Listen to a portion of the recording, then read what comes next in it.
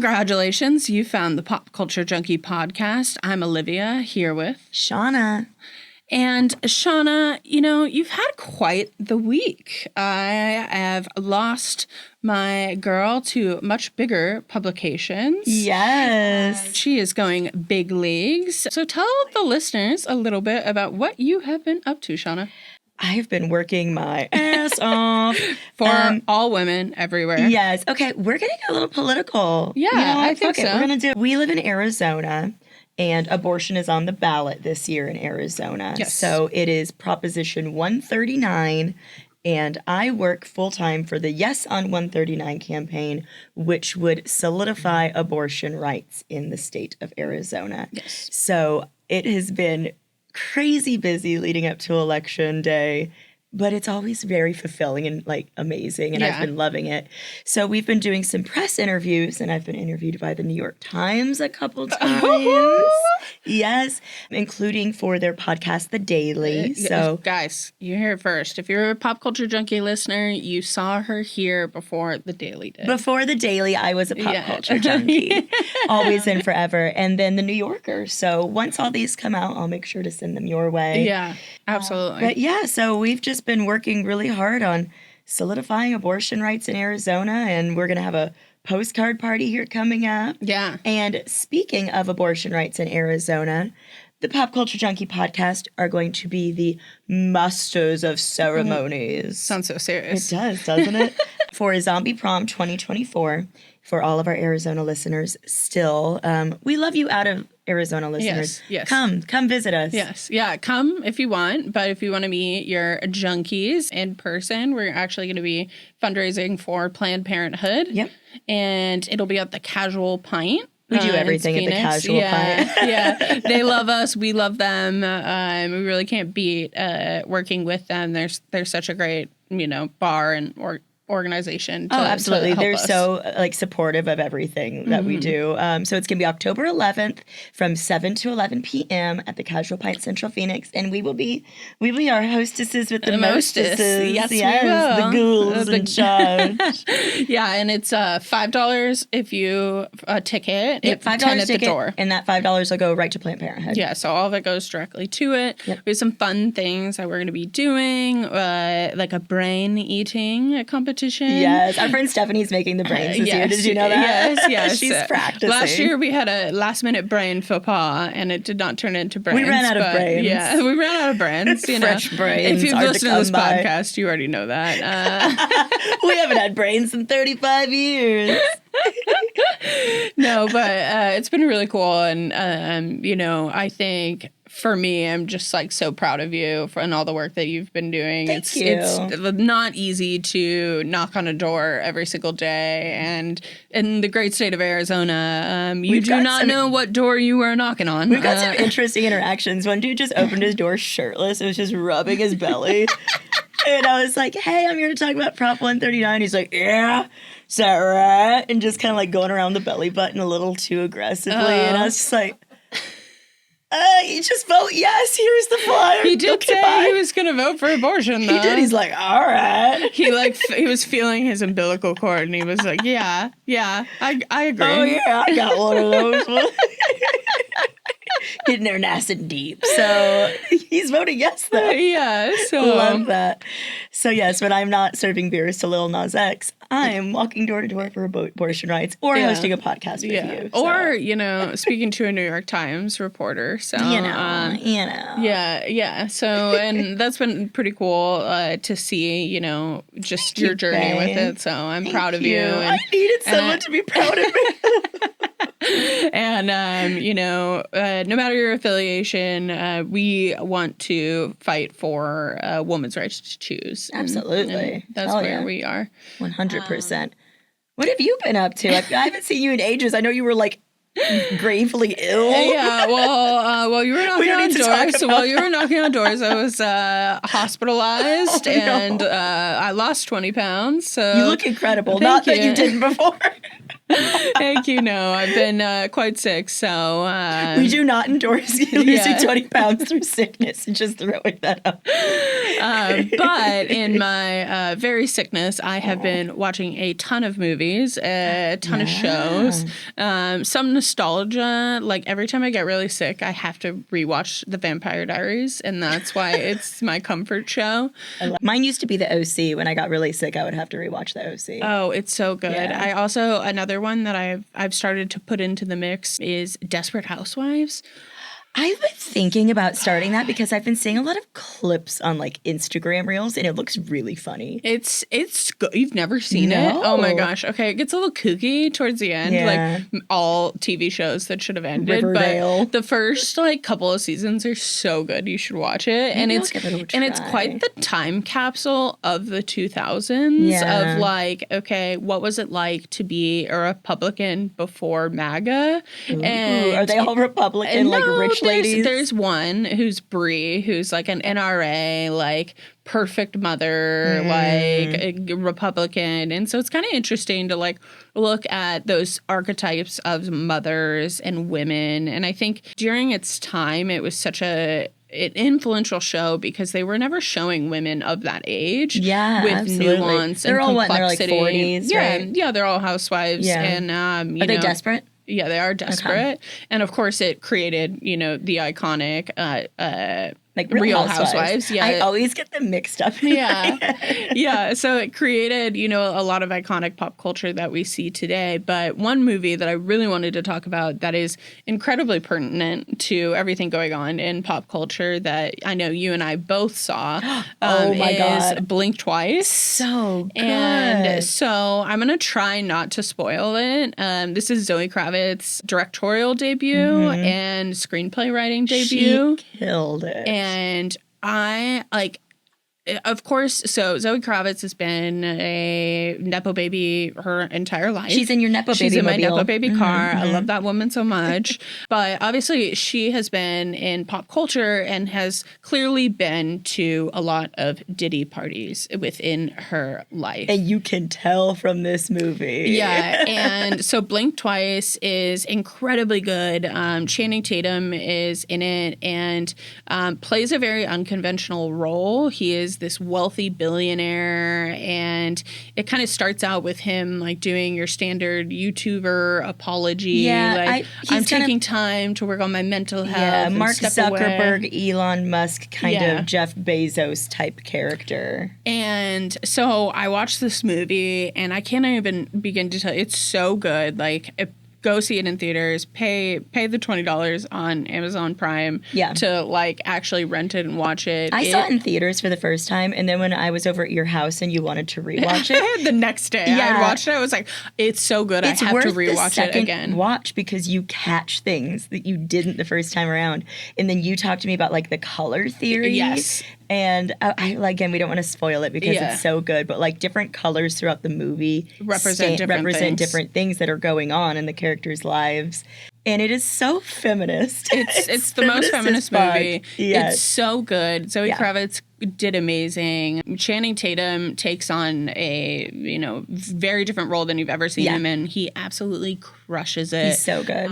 And lots of actors in that movie where they pop up and you're like, oh shit, they're in this? Oh wow, look at them. You're like, oh my gosh. And with everything going on with Diddy, all the Kim Porter, now Eric Adams being indicted, it is really, really, really relevant. It's very timely. And it's crazy that Zoe Kravitz released this movie right as all this was happening with her history. And, it really does feel like a kind of a glimpse, like an artistic glimpse into like what the hell is going on in Hollywood. She made it seem like she's seen some shit. And you could watch this movie and think, oh, this is just fiction, but it's oh gosh, not. No. This is a glimpse into what's going down. Yeah, and I have always kind of been this conspiratorial, crazy, like you should get a podcast. Yeah, right. Of this side of the podcast where I'm like, there's some weird stuff going on in Hollywood. Like I remember talking about Justin Bieber and Diddy like months and months and months ago, and then now all this stuff is coming up. And so I watched that movie, and with all the Diddy stuff going on right now, like, I have not stopped thinking about It's one of those movies that stick with you, and you keep thinking of other little things that happen in the movie that you're like, oh gosh, I wonder what that meant. Or like you didn't realize it until you were laying in bed or brushing your teeth, and you're like, oh my God, I didn't even think about it that way. Yeah, and we haven't done a Diddy deep dive on all the allegations just because there is so much coming out. And it's been really, really hard. Today, as of we're recording, 120 additional allegations have been filed against him. There's a class action lawsuit. Oh my gosh. That got filed today. I mean, I think we're going to continue to see more and more and more come out. More shit's about and to more hit people the fan. fall down. But there are a lot of great YouTubers and podcasters covering the topic. Yeah. If you've never heard the name Jaguar Wright, she is spitting truth. I have not. Really? Jaguar Wright, like W-I-R? Yeah. Yes. Okay. Yeah. So she's actually been kind of sounding the alarm on Diddy for years and years and years, and everyone was like, oh, she's kooky, like no one believes her because she just didn't make it. Women are hysterical for things. I was just talking about this today at the other job, the day job. Women are always accused of being hysterical about things, and then we end up being right. And then it takes 200 people to say, exactly. yeah, that happened to me. But like over and over again with it's stuff like this, when they're saying, no, this guy's a creep, listen to us. Or no, like Roe v. Wade's gonna be overturned. Yeah. Please listen to us. Yeah. Oh no, you're overreacting. Yeah, you're just being hysterical. Yeah, right. And that's kind of this movie. It's, I mean, again, no spoilers, but it's a lot of, oh, you're just overreacting, and a lot of gaslighting. Yes. Yeah. If you haven't seen it yet, go watch it. It's so good, and it's a great piece of media, and original media, which I think we're really have been missing within this world quite a bit. But yeah, those, I would definitely say, I started Desperate Housewives binge. Where can you watch Desperate Housewives? It's on Hulu. Is it? Yeah, okay. So I'm gonna do it. Yeah, you should. It's worth it. I'll take a break from my disaster movies that I watch every Thursday night. Yeah, the disaster movie is canvassing. I think you need like a little happy. I canvas all day and talk to people about trying to restore bodily autonomy to women, and then I go home and I'm like, what's the most violent, tragic movie I could possibly how about we watch A Day After Tomorrow? Oh, that is my comfort movie, though. I love that movie so much. It is, but yeah. They're in an academic decathlon tournament. I have to like it. Yeah. That's the reason you like the movie? Yes, I was an Akataka captain. Okay. We never got to go to New York, though. Oh, okay. I was a mathlete. Okay. For sure. What's 300 plus? Or I shouldn't have given a round number. 300 plus 4. That's 300 times 1,475. Let me just say that math was my worst subject. Okay, but then how were you a mathlete? Because that's what they called it in Mean Girls. That was a joke. Okay. And that's what the kids at the bus stop used to call me. Fake news.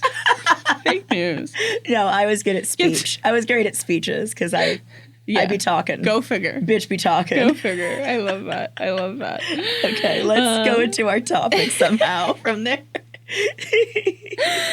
Well, as we begin our favorite month of the year, we wanted to talk about a little thing that causes spooky feelings in us that might not just be horror. And we wanted to talk about this thing called Uncanny Valley. So, Shauna, do you know what Uncanny Valley is?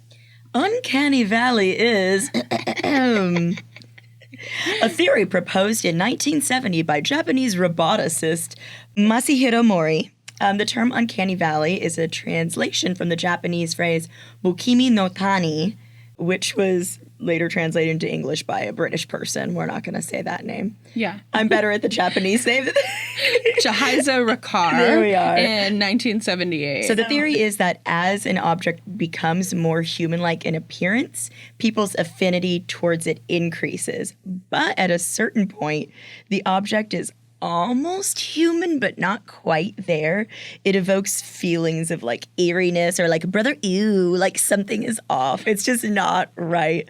And uncanniness. The sudden drop in affinity creates that valley. So when we're like, oh, it looks like a person, I like that. Oh God, it looks too much like a person, but something's off, then it's the valley. Yeah, and it's very scientific. Again, we're not going to, explain the theory of Mashimoro, but really it becomes this this common occurrence within humans where if something looks human-like but isn't quite there, it creates a sense of deep unsettling within us. So it's always, because things that don't create Uncanny Valley for me are like the Avatar movie, right? Because they're humanoid. Is it blue? Yeah, they're human. Yeah, they're blue. They're humanoid, but you know they're not supposed to be humans, right? Yeah. Or like Thanos, he's humanoid, but it doesn't create that ick factor in me because he's so far removed still from being a human. They're colored.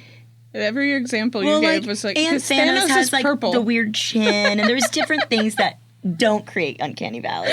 It's when they are so close to having it down, but there's still that one thing off that you're like, this isn't quite right for me. Like Princess Leia in Rogue One, right? So she shows up at the end, and it's supposed to be a DH Carrie Fisher, and they do such a good job, and it's almost there, but there's something a little too waxy about her face. She's a little dead behind the eyes, and so it's just, it creates that unease because you know that they're trying to convince you that that's really Carrie Fisher and that's a human, but it's definitely not. Yeah, and it's so interesting to me because, you know, when I think about the Uncanny Valley theory, like, to me, it's like I always want to go back to, like, what in human evolution made us feel that way, right? Like, for it to be such a human experience and a natural thing for us to do, like, where we just go, it's unsettling. Like, what is it about that came from human evolution for us to get there? And that's where we put on our tinfoil hat in this little theory here is, you know, if the further that you go down, you know, you say like, oh, I don't like going to Madame Tussauds because it really creeps me out. And, you know, they're just waxy and like there's something wrong. But then feel like those don't creep me out as much because I know they're wax and like they're not moving and no one's trying to convince me that they're real. But I could see how that would give other people Uncanny Valley. It gives me such Uncanny Valley. I could see that, especially if they're bad. Like, if they're really good, then I'm like, oh, shit, that really looks like Lady Gaga. Yeah. And I realize it's like a piece of art. Doesn't Lady Gaga's not look like Lady Gaga, it's at different museums. There are different... Okay. We got the B-grade Madame Tussauds. If you go to, like, the dollar store one up in, like, the Yuma, Arizona. Or okay, because I feel like I've seen the really bad Lady Gaga one. If they're really bad, then it gives me that unease because it's not even close to human-like.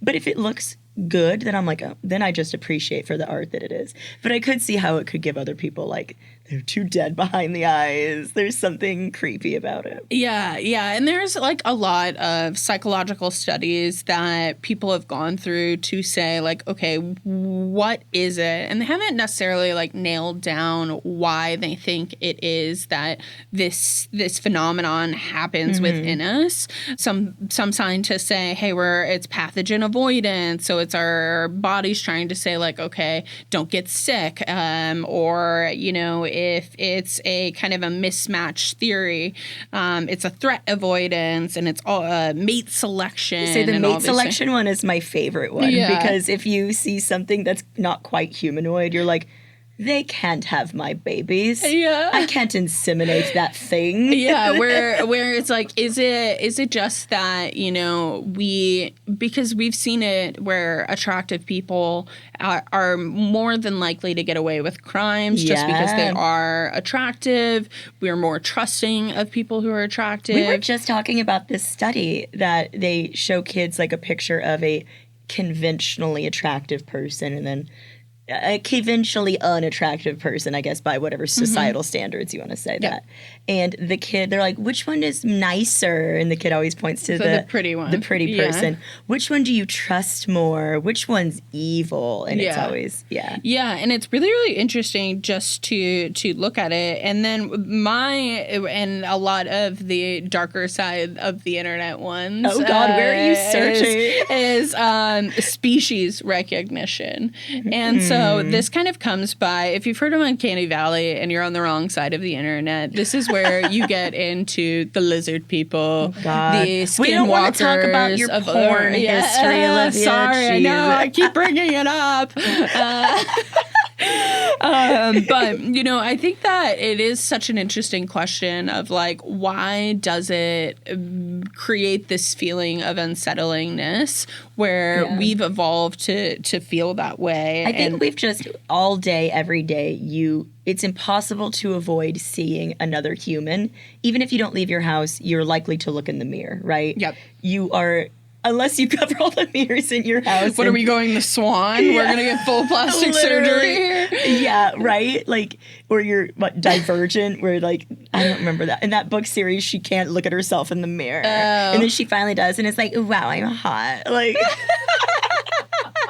But you can't avoid seeing another human. So I think even from when we are first born...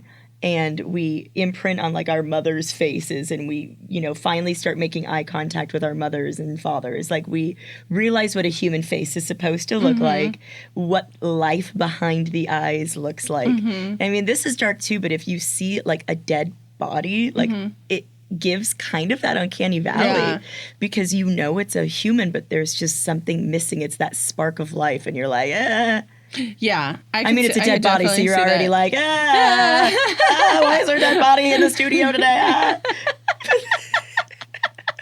But then also you're like, there's just something off about that. Yeah. You could tell the difference between dead and sleeping with your eyes open. Yeah, definitely. And so there are so many instances within pop culture that we feel this and we remember. And so the phenomenon, although it is quite complex and we did not explain it to you in the best, I guess if you want to really go into all of the different representations of it, we see it all the time. And like Elon Musk was just pictured with this Elon robot. Musk gives me Uncanny Valley. Him as a person. Yeah, same. He does give Uncanny Valley.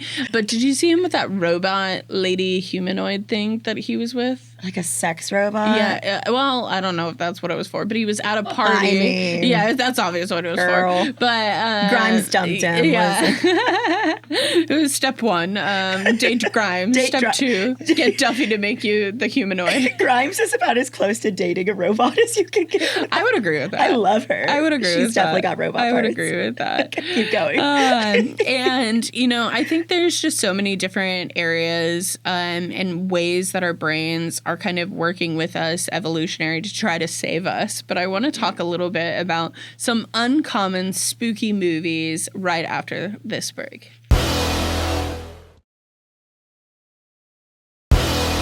One of my favorite instances of Uncanny Valley that kind of comes to mind when I think of the concept is that movie Polar Express from 2004 with Tom Hanks.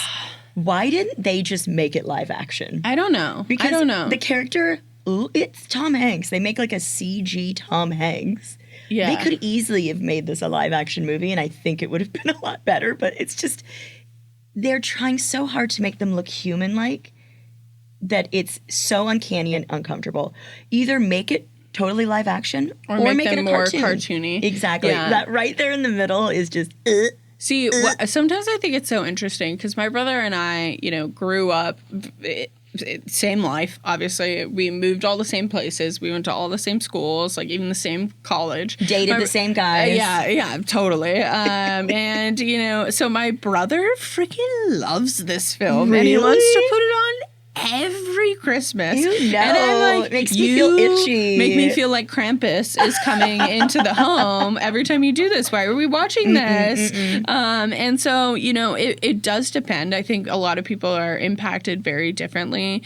I think one of the ones that really freaks me out, but does not fit with the Avatar is Cats. Oh my God, Cats is so Uncanny Valley because they have human faces. Yes. It's the actual faces of the actors and actresses, but then the rest of them is not human. Yeah. I watched this with my friends a couple years ago for one of our friends' birthday parties. We had like a sleepover. Did you dress up like the cast of cats? We all had to wear cat ears. Okay. So we all wore cat ears. Did you feel your face to make sure you weren't morphing into them? And we had a drinking game, so every time they said Jellicle cats, we had to drink. Oh, how fucked up were you? So drunk. Yeah. I have no idea what a Jellicle cat is to this day. I don't know either. I don't think I ever actually saw the Cats musical. And whenever Idris Elba appears nude on film, I mean, I wish. I would watch it for that. But he's not. But he's a cat? Like, he's a cat. Oh. He's a cat. He's a cat. He's just a kitty. So he's not quite naked. It's not appropriate. Okay. But we were very drunk. If it was The Wire, Idris Elba? Or Luther, Idris Elba. Okay. Well, that took me away from my scary thoughts. No, but literally, if you could probably convince me Taylor Swift is evil if the only image I ever saw of her was her as that cat. With her cat boobs. Yeah. I also hate it. You could take away my love for her discography if that was the only image I ever saw of her. Just in your head. I also hate when they give female cartoon characters breasts. Okay. This is a total different tangent, but like if you watch old like Hanna-Barbera cartoons, and it's like the girl chicken comes up, she's got like chicken tits. It makes no sense. And the guy chicken just looks like a chicken, and she walks up and she's got like a D cup and like big lips. That could be Uncanny Chicken Valley. Yes, I'm like this. Dude, like we talked about the fish from Shark Tales or whatever. Okay, but that's a fuckable fish. Why does she have to be fuckable and the other fishes just look like fish? Because she's the Angelina Jolie fish. It's so stupid. Don't give animals tits. Yeah, okay. That's it. That's the whole. That's the end of the episode. That's the end of the episode. So tune in next week for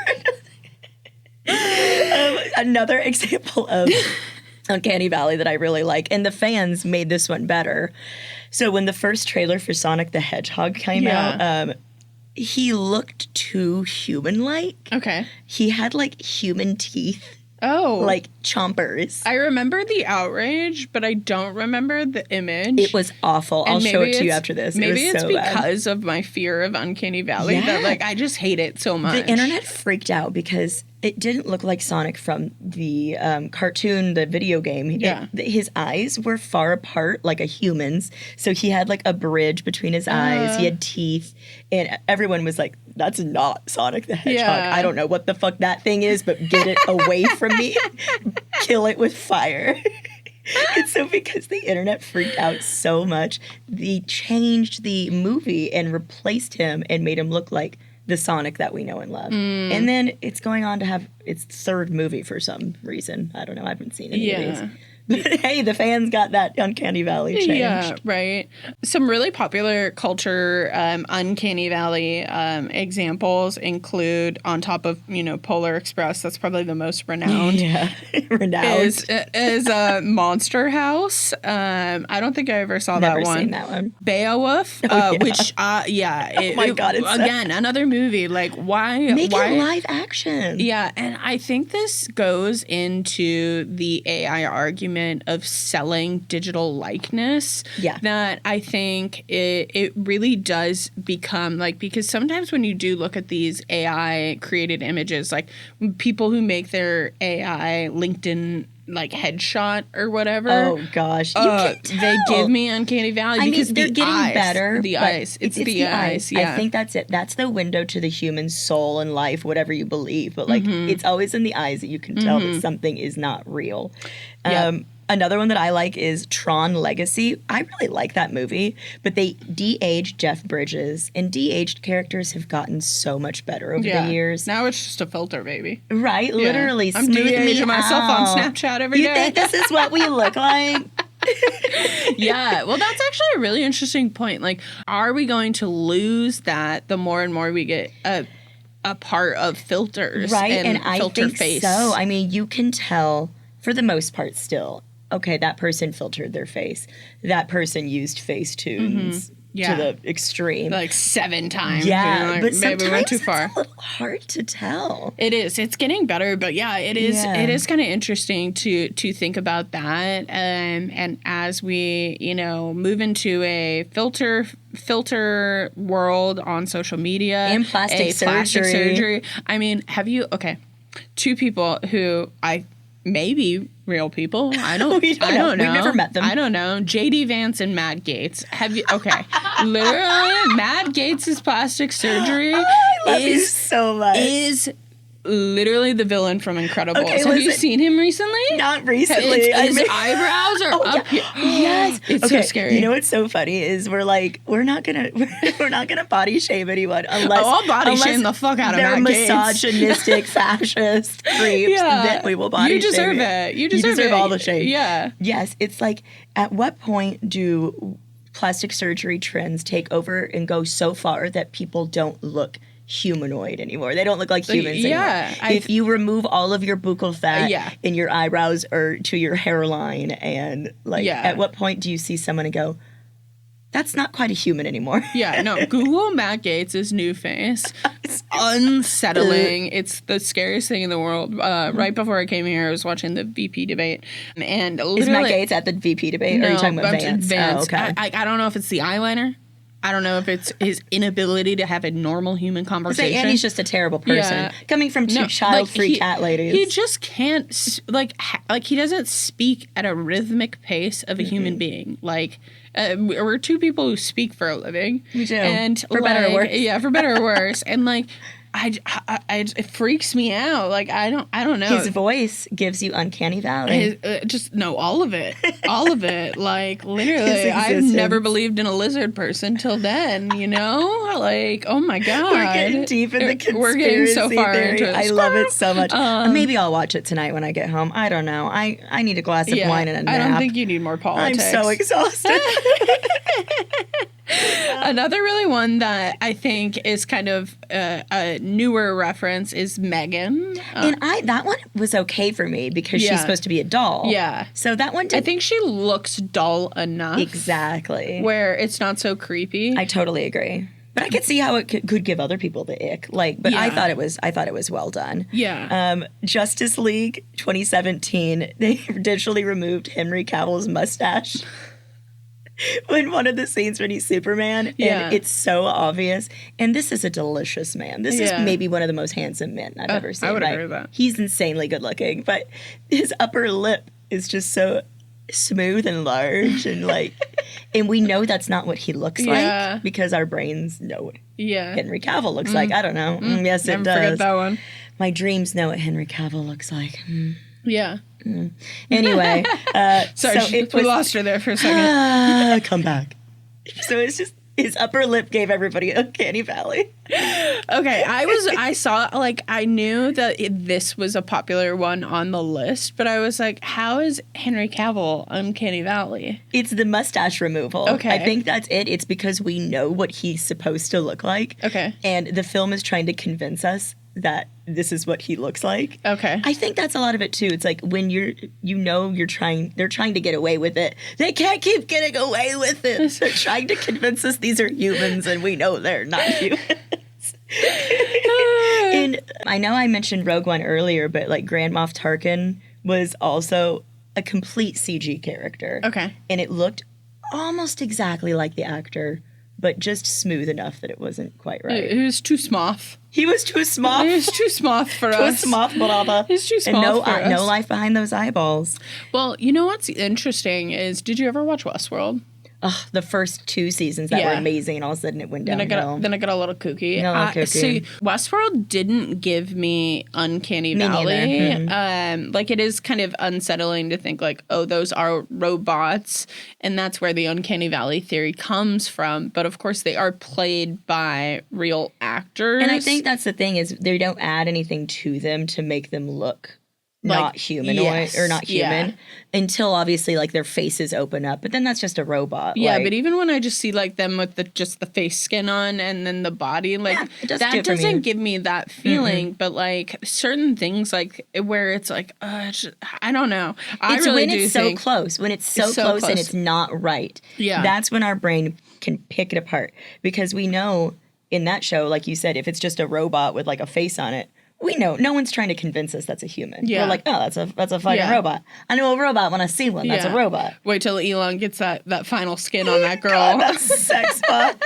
Sex robots like that definitely give me Uncanny Valley. If you see in Japan, there's a lot of Tanashi dolls, isn't that what they're called? Oh gosh, I don't know the exact name for it. But they're really we went to a sex shop and we saw some of these, or at least Andrew did. I wasn't allowed on that floor because it was no women allowed. Yes. But he said they looked pretty realistic, but not quite there, right? I could see that. So I could see that. Now, a robot film that really did kind of get me Uncanny Valley is iRobot. Because their faces are too human-like. Yeah, but they're like in that dip of it. But again, they're smooth.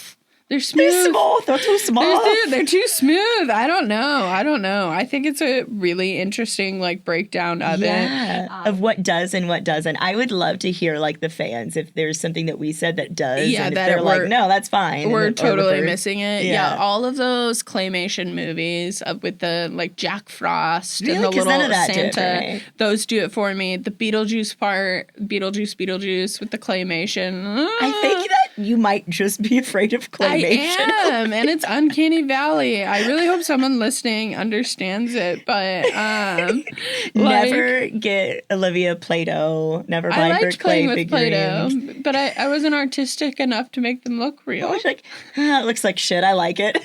That looks nothing like a human. That's not a horse. What is that thing? What if I was like a master at like clay sculptures, but they just freaked me out so much as a child that I destroyed them all and I never knew it. And like, or every time you make one, you're like, it's too good. It must be destroyed. Rip its head off. Like you can't exist in this world. Like the kid from Toy Story, the evil one. Yeah. I come to your house and you're just surrounded by perfectly molded clay heads, and you're like, they're too good, Shauna, but I can't stop. It's actually why I was in the hospital, guys. I made too many claymations. These hands. These dirty hands. Did you ever see Us, the film with Jordan Peele?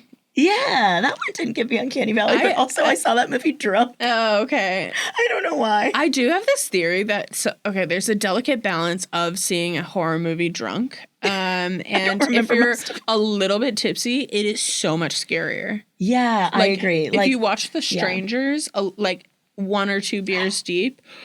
We should do that. I haven't seen that movie in years. Oh, ooh. And I remember it made me really sad. Apparently, the new one is so bad. Really? It's so bad. But if you guys want us to, we will watch it for you because that's how much we love you. Let's watch, poorly rated horror movies. Let's watch The Strangers after we both get like slightly tipsy next time we hang out. Yeah, no, next time I have a day that I could exist. We do not condone underage drinking. No, but, we are both in our 30s. We are old ladies over here. But if you are of age, this hat covering the grays. Yeah, if you are of age, have 1 or 2 beers before you watch a horror movie, and it will scare you more. I don't know what it is. You would think that it would like dumb you down a little. I wonder if you watch any of these movies on the Uncanny Valley list after like 1 or 2 drinks, if they just look perfectly human to you.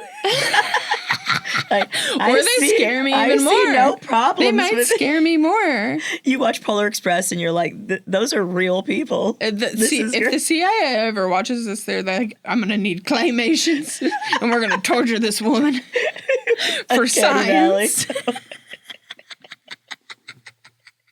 Oh, I don't think you'll ever get tortured. Yeah, let's hope so. I hope not. Yeah. What do you think? Are we good here? This has been a fun one. I like it when we go on rants. So, what about The Matrix? Did the agents ever give you... I'm going to make it a confession here as a pop culture junkie. I've seen the first Matrix, loved it. Okay. I saw the second one, bored to tears. Okay. So I was like, I can't finish this. We have to find something else to do. That's fine. I thought you were going to say you'd never seen the first Matrix. Oh, no, I've seen the first one. Girl, what are we doing here? So boring for some reason. But I know there's that scene where there's a million of the same guy. Is that in the first one? That's in one of them. No, that's in the second one. And those gave me Uncanny Valley. Okay, because there's so many CG people, and they're trying to convince us that, like, they're real. Okay, on the note of The Matrix 2, I would agree with you. Not great. No. However, when they're freaking clubbing in The Matrix in that scene, I want to be there so bad. Oh yeah. That scene where they're underground, gothic nightclub in a movie, so good. Like literally, I think about that all the time. Like if I could be in like one crazy club scene, we're gonna do it for Halloween. Yeah, we're gonna go to a crazy club dressed as barmaidens. Yeah. Unfortunately. Olivia and I were trying to think of a good Halloween costume, and we really wanted to be characters from Kill Bill, but our friend in the group costume has never seen Kill Bill. We're working on it. We're also trying to change her mind on some other things in our life as well.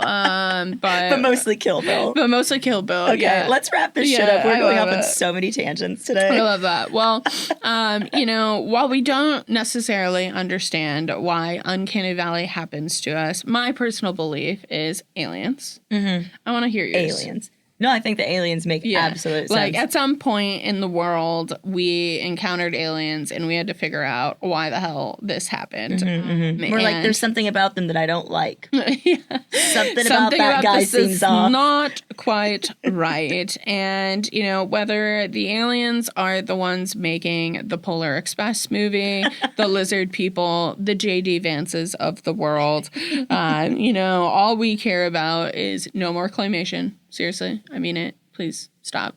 I like claymation. Shauna will be your one and only ticket purchaser. But these examples span across media, films, TV shows. We even see it within video games. And it really demonstrates all these different psychological effects that we have that we don't really understand the phenomenons behind. The human mind is an enigma. It's true. I don't know why I said it like that, but I did. Sorry, my hospital brain is not working out right now. It's hospital brain mixed with campaign brain. Yeah, I don't know.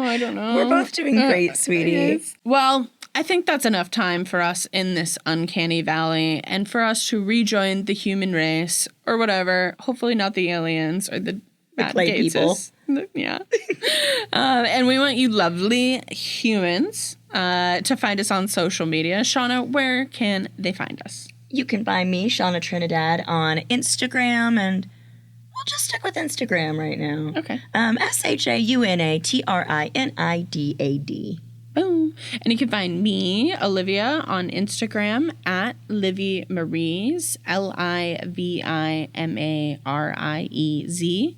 And don't forget, you can find the Pop Culture Junkie podcast social media links and more on our website, popculturejunkie.com. From there, you can find our podcast on all platforms, and you can follow, subscribe, rate, review. Obviously, do it all. ¿Por qué no los toros? Yeah, really, the 5-star reviews, or any reviews, hopefully they're all nice, do help us. They get us seen by other people, by real human people, not humanoids. Robots can listen too. As long as they rate. They're nice robots. The bots can review, rate, subscribe as well. And you can check out our reasonably priced tiers on Patreon. Every subscription really helps us bring the best of pop culture each week. Find us on patreon.com/popculturejunkiepodcast. Sign up for uncensored content, silly, goofy moods from Shauna and I, and even more giggling and cursing than you could expect. That's just that. You just summed up our friendship right there. Just giggling, cursing, silly, goofy mood. So we're in a silly, goofy mood. And really, we love having you. If this was your first time listening to us, we hope to have you back soon. And longtime listeners, thanks for joining us again. Warm hugs. And come back next week for another hit of pop culture. The Pop Culture Junkie podcast is produced by Jeff Markin and Cheryl Lightfoot for the Pop Culture Entertainment Network.